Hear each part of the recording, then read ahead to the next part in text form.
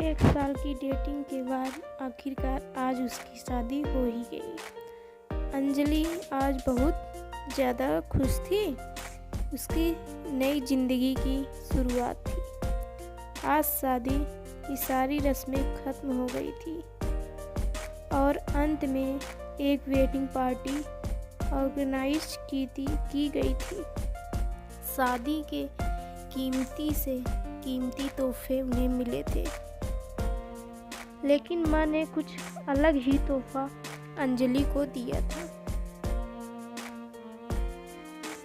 खुशियों का खाता पति पत्नी के लिए माँ ने अंजलि को एक नई बैंक की पासबुक दी और कहा, बेटा, यह सेविंग अकाउंट मैंने तुम्हारे नाम पर खोला है और इसमें 1 लाख जमा कर दिए हैं।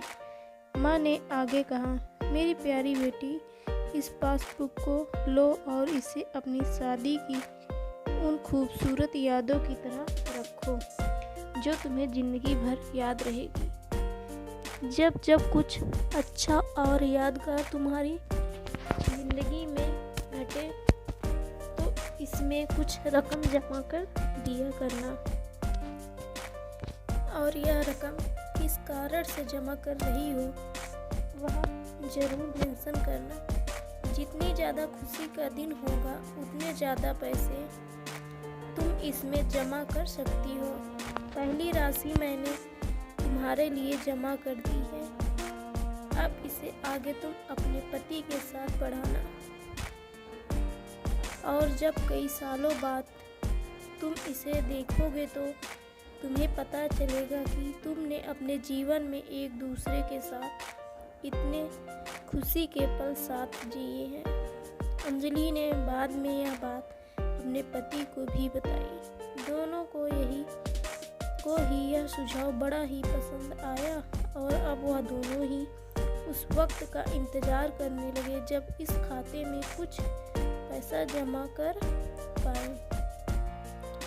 महीनों बाद उनकी पासबुक कुछ इस तरह से दिखने लगी। 19 जनवरी 10,000 शादी के बाद पति का पहला बर्थडे मनाया। 27 फरवरी 20,000 पत्नी को नौकरी मिली। 25 मई 20,000 वेकेशन शिमला में। 3 जून 50,000 पत्नी प्रेग्नेंट हुई।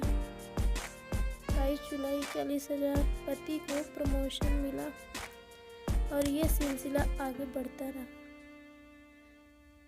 पर जैसे जैसे समय बीतने लगा, साल बढ़ने लगे, दोनों में झगड़े होने लगे। छोटी छोटी बातों पर भी अक्सर एक दूसरे के साथ बहस करते, कभी कभी बिना बात के ही झगड़ा करने लगते। धीरे धीरे दोनों के बीच बातें बंद हो गई। वह दोनों ही अब अपने शादी के फैसले पर पछताने लगे।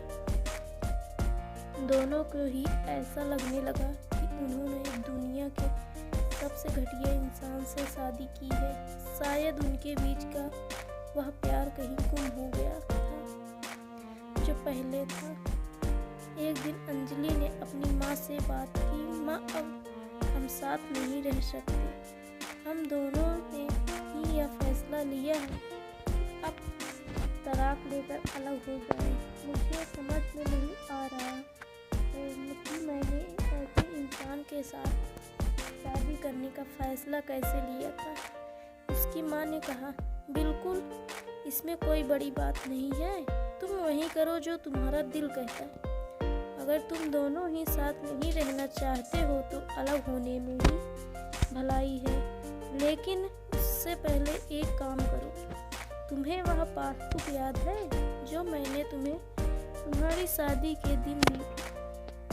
सबसे पहले उस खाते में जमा सारे पैसे निकालो और उन्हें खर्च कर डालो। तुम्हें ऐसी कमज़ोर शादी का कोई भी रिकॉर्ड नहीं रखना चाहिए। अंजलि अपने माँ की बात से सहमत थी, इसलिए वहाँ से सीधे बैंक चली गई और बैंक में लाइन में लग गई ताकि उसे अकाउंट को बंद करवा सके। जब वह लाइन में खड़े होकर इंतज़ार कर रही थी, तब उसने एक नज़र पासबुक के अंदर लिखे रिकॉर्ड्स पर डाली। उसने पढ़ा और पढ़ती गई।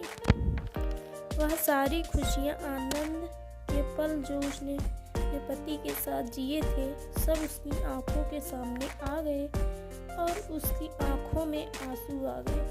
वह तुरंत वहां से निकल अपने घर पहुंची। अंजलि ने घर पहुंचकर सबसे पहले वह पासबुक अपने पति के हाथों में रखी और बोली कि तलाक लेने से पहले इस खाते में जमा सारे पैसे खर्च कर दो और इस खाते को बंद कर दो। अगले दिन पति बैंक गया। खाता बंद कराने के लिए लाइन में लगा। जब वह लाइन में अपना नंबर आने का इंतजार कर रहा था, उसने एक नज़र उस पासबुक पर डाली।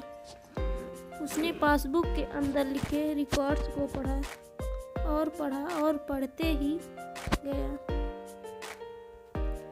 भूतकाल में अपनी पत्नी के संग जिए वह खुशियों के पल, वह सुंदर यादें, वह प्यार के पल उसके नज़रों के सामने किसी मूवी की तरह चलते गए।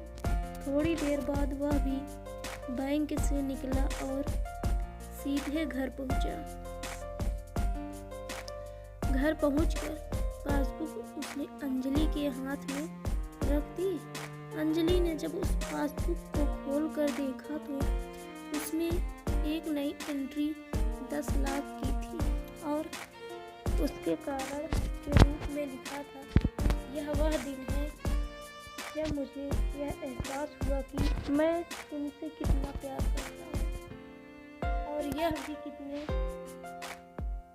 तुमने मेरी जिंदगी में कितनी खुशियाँ लाई हैं। वह दोनों एक दूसरे के गले लगे, खूब रोए और उन्होंने पासबुक को संभाल कर तिजोरी में रख दी। दोस्तों, जिंदगी में गिरना कोई बड़ी बात नहीं है। जब आप किसी भी कारण से गिरते हो तो आपको हमेशा कहाँ गिरे हो उससे ज़्यादा गिरने से पहले आप कहाँ थे वह याद रखना चाहिए।